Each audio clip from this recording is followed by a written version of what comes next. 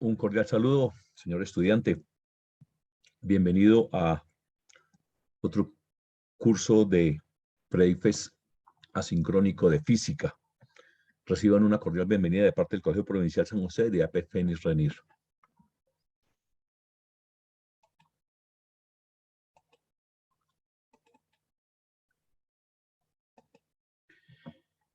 En esa pregunta tenemos lo siguiente.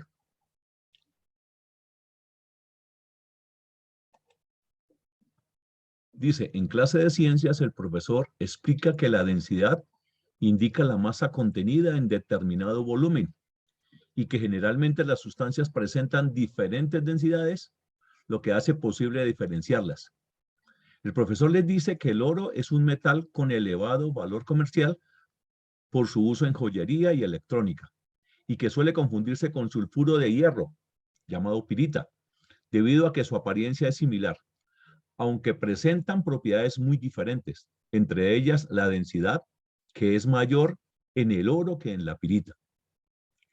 Un estudiante dice que si se comparan dos fragmentos del mismo tamaño de oro y pirita en una balanza de doble brazo, el resultado obtenido sería el siguiente. Y aquí entonces nosotros aquí vemos que la pirita es más pesada porque aquí está bajando más que el oro. Entonces, recordemos muchachos que la densidad es igual a la masa sobre el volumen. Estamos diciendo que la densidad es directamente proporcional a la masa porque está de frente y que es inversamente proporcional al volumen. Eso quiere decir que si la masa aumenta, la densidad aumenta. Que si el volumen disminuye, la densidad aumenta. Por otro lado, tenemos que el peso es igual a la masa por la gravedad. Como los dos están de frente, entonces tenemos que el peso es directamente proporcional a la masa y que el peso es directamente proporcional a la gravedad. En otras palabras, a mayor masa, mayor peso, a mayor gravedad, mayor peso. Eso es lo que está escrito aquí debajo. A mayor peso tenemos una mayor masa. Si aumenta el peso, tenemos mayor masa. Ahora, si tenemos mayor masa, entonces tendremos mayor densidad. Entonces, miremos qué es lo que dice la B. La B dice que el modelo propuesto por el estudiante es adecuado para la situación planteada. Entonces, la B, evidentemente no es adecuada. ¿Por qué? Porque si fuera adecuada, aquí arriba dice que el oro es más denso. Por lo tanto, si es más denso, para el mismo volumen tendría más masa y por lo tanto tendría más peso. O sea, que el oro sería el que tiene que bajar acá. No es lo que muestra la figura. Por eso descartamos la B y la D, porque el oro debe bajar más. Listo. Ahora, la densidad de la pirita no es mayor que la del oro. Aquí, miremos qué dice la A. A, no, ya que muestra que la densidad de la pirita es más alta que la del oro. Y aquí arriba dice que no, que la densidad del oro es más alta. Por eso se descarta la A. En conclusión, nos queda la respuesta C, o Charlie. Listo. La lluvia ácida es un producto de la reacción de compuestos como el dióxido de azufre y los óxidos de nitrógeno en el agua y el oxígeno de la atmósfera. Estos óxidos son generalmente en gran medida por las actividades humanas como la quema de combustibles fósiles como carbón, gasolina y diésel, entre otros. En el ciclo del agua que se muestra en la imagen, se puede observar el proceso de transformación física y circulación del agua en la tierra, así como la formación de la lluvia. Entonces, aquí tenemos las nubes se condensan, producen la lluvia cae, se filtra y a través de los riachuelos llega al lago o al mar. Aquí el sol vuelve a calentar y se forman las nubes y se hace el ciclo. Teniendo en cuenta la información anterior, ¿qué ocurre si aumenta la cantidad de vehículos que usan el combustible fósil en la ciudad? Entonces, si aumentan la cantidad de vehículos, aumenta la quema de combustibles. Y si aumenta la quema de combustibles, pues aumentan también los compuestos de azufre y óxidos de nitrógeno que generan la lluvia ácida. Entonces, por lo tanto, la cantidad,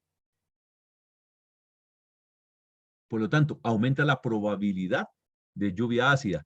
Entonces, la respuesta aquí, miremos la A. La A dice que disminuye, se descarta. La B, aumenta la probabilidad de lluvia ácida en la ciudad. Sí, esa es correcta. C, la probabilidad de lluvia se mantendrá constante. No, la respuesta es la B. Bravo.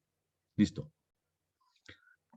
A continuación se observan algunas relaciones tróficas que se presentan en un ecosistema marino de nuestro país, donde existe una problemática asociada a la llegada de la especie invasora del pez león, como se muestra en la siguiente figura. Entonces, muchachos, observemos lo que pasa acá. El pez león se come a los pargos, meiros y jóvenes. El pez león también se come a los peces herbívoros. El pez león se come a los camarones también, mire, porque la flecha llega para allá. El pez león se come a los peces limpiadores. Fíjense que el pez león no se come los parásitos dañinos porque no hay una flecha que va para acá. Tampoco se come zooplancton, tampoco se come las algas. Solamente se come estos que están aquí.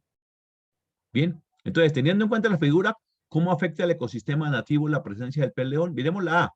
Disminuyen los peces herbívoros. Los peces herbívoros son estos. Sí, se los está comiendo el pez león, pero miremos que sigue por acá, porque compite por las mismas presas. No es cierto, porque el pez león no se come las algas. O sea que por eso se descarta A, porque no compiten por las mismas presas. Miremos la B. Disminuyen las algas porque eliminan los peces que las comen. Si eliminan los peces, estas aumentarían. Esa también se descarta. Miremos la C. Aumentan los parásitos porque se come a los peces limpiadores. Si aquí al comerse los peces limpiadores, no hay quien se coma los parásitos, entonces los parásitos aumentan. Listo, esa es la respuesta. La respuesta es la C. Miremos por qué la D hay que descartarla. Dice, aumentan los camarones. Sí, porque se come a todos sus depredadores. No, porque él no se come a él mismo y él es depredador de los camarones. Por eso es que la D no se escoge, se escoge la C. Bueno, y la siguiente dice, en la clase de biología, Ana está estudiando sobre pirámides ecológicas. En este sentido, la profesora le solicita a los estudiantes que construyan una pirámide de individuos con la siguiente información. El 50% son productores, plantas. El 30% son consumidores primarios, los herbívoros. El 15% son consumidores secundarios, carnívoros que se alimentan de los herbívoros. Y el 5% son consumidores terciarios, carnívoros que se alimentan de carnívoros. Esta información indica la proporción de cada grupo dentro del ecosistema. Además, la profesora le recuerda que deben tenerse en cuenta el tamaño de cada nivel en la pirámide para ubicar bien los organismos. ¿Cuál de los siguientes modelos debe usar Ana para representar la información solicitada? Miremos la A. La A dice que 5% son productores, pero aquí los productores son el 50%, por eso se descarta la A. Miremos la B. 5% son consumidores, ¿cierto? 15% son consumidores secundarios, ¿cierto? 30% son consumidores primarios, ¿cierto? Y 50% son productores, ¿cierto? Por eso se escoge la B. Ustedes pueden mirar por qué razones se pueden descartar la C y la D. Pero fácilmente lo podemos ver aquí, mire, 50% productores no pueden ir en la parte de arriba, los productores tienen que ir en la parte más baja. Puede que los números estén bien, pero no está bien ubicado en la pirámide. 15% de consumidores, pasa lo mismo, ¿no? 15% no puede estar en la punta, porque es más grande que 5. El 5 es el que tiene que ir acá. Entonces, por eso la C y la D se descartan. El paramecio es un organismo unicelular, no forma colonias, y posee cilios, que son vellosidades alrededor del organismo que están asociadas con el movimiento y le permiten desenvolverse en ambientes acuáticos con bastante materia orgánica. El paramecio se alimenta de restos vegetales que se ubican en diferentes partes del hábitat. A continuación se muestran la imagen del paramecio y sus partes. Y aquí tenemos entonces el citoplasma, la vacuola, los cilios, que son estos pelitos que están acá, el micronúcleo, el macronúcleo, la vacuola contráctil. De acuerdo con lo anterior, ¿cuál es la función de los cilios? Aquí dice que los cilios son vellosidades asociadas al movimiento. Por lo tanto, y el movimiento es lo mismo que locomoción. Por eso la respuesta aquí es la C.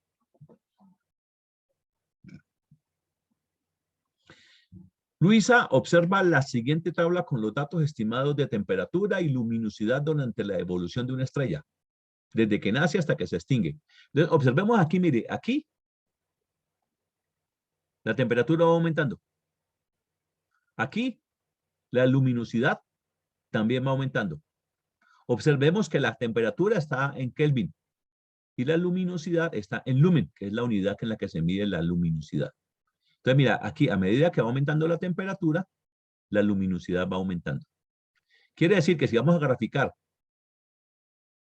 esta tabla, la gráfica debe subir. Por eso se descartan la A y la B, porque las gráficas están bajando. Entonces, ahora, estas dos gráficas están subiendo. Entonces, ¿cuál de las dos debo escoger? Miremos que la gráfica C arranca desde 0, 0. Y la tabla no tiene aquí 0, 0. Por eso se descarta. Entonces, la conclusión es que la luminosidad está bien expresada en la opción D. Y marcamos la D.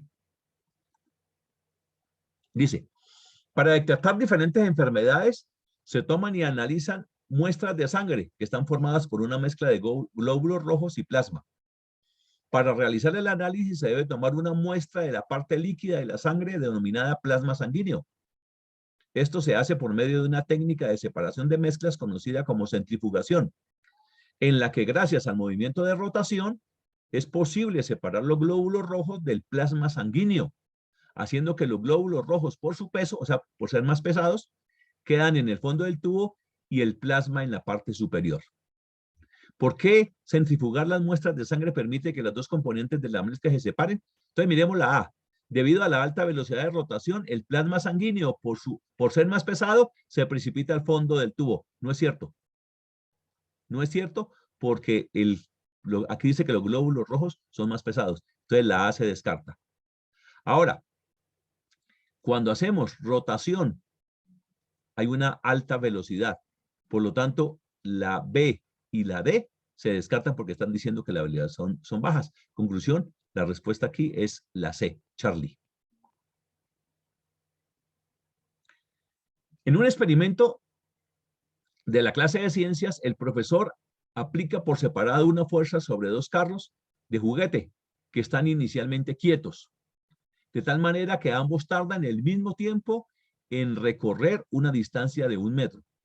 Al medir la masa de los carros, se observa que la masa del carro 2 duplica la masa del carro 1, o sea, es el doble. ¿Qué consideración tuvo en cuenta el profesor para que los dos carros recorrieran 1 metro al mismo tiempo? Entonces, muchachos, recordemos que la fuerza es igual a la masa por la aceleración. Quiere decir que la fuerza y la masa son directamente proporcionales. Quiere decir que si la masa se duplica, la fuerza también se duplica. Por eso, la respuesta aquí es la D, delta. Dice, en un colegio ubicado en una zona de clima frío, los estudiantes utilizan los tomacorrientes de los salones para cargar sus celulares durante el descanso. Esta situación ha aumentado el consumo de energía eléctrica en el colegio. ¿Cómo solucionar esta problemática? Las directivas del colegio proponen instalar paneles solares en las zonas verdes del colegio, con capacidad para alimentar de manera simultánea varios tomacorrientes. ¿La propuesta que se tiene es viable para la solución de la situación que se presenta el colegio? Sí, claro que sí. Como es sí, entonces la B y la D se descartan. Miremos la A. Sí, porque pueden aprovechar la energía captada por los paneles solares. Sí, señor, eso es plausible. Pero miremos la C. Sí, porque se soluciona la falta de tomacorrientes para cargar los celulares. Es también cierto, pero es mucho más contextualizada la A. Entonces, por eso la respuesta es A. Dice, en una zona alejada del país se está presentando una época de sequía muy fuerte y los lagos y las afluentes de agua están casi secos. Incluso la represa emblemática de la región se encuentra en niveles de agua críticos. La alcaldía de la población notifica a los ciudadanos que por esta sequía se empezará a racionar el consumo de energía y habrá apagones en el transcurso del día. De acuerdo con la situación descrita anteriormente, ¿qué relación hay entre la sequía y el razonamiento de la energía? Miremos la opción A. La energía del pueblo se debe destinar para las motobombas que sacan agua subterránea. No, eso no lo dice el contexto acá, que no habla de motobombas. Si no se raciona la energía, no se podrán ahorrar dinero para comprar agua en los otros pueblos. Tampoco aquí se habla de comprar agua en otros pueblos. C, sin agua en la represa, no se pueden mover las turbinas para generar energía eléctrica. Aquí me está hablando de la energía. Esa es plausible. Pero miremos la D. Los recursos de mantenimiento de las redes de la energía podrán usarse en la búsqueda de agua. No.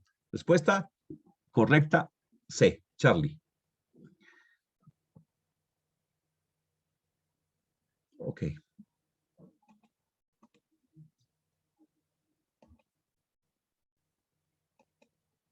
Señores estudiantes, les agradezco su atención. Por favor, les invito a que presenten el simulacro cuyo link se encuentra en la descripción. Gracias. Que la fuerza los acompañe.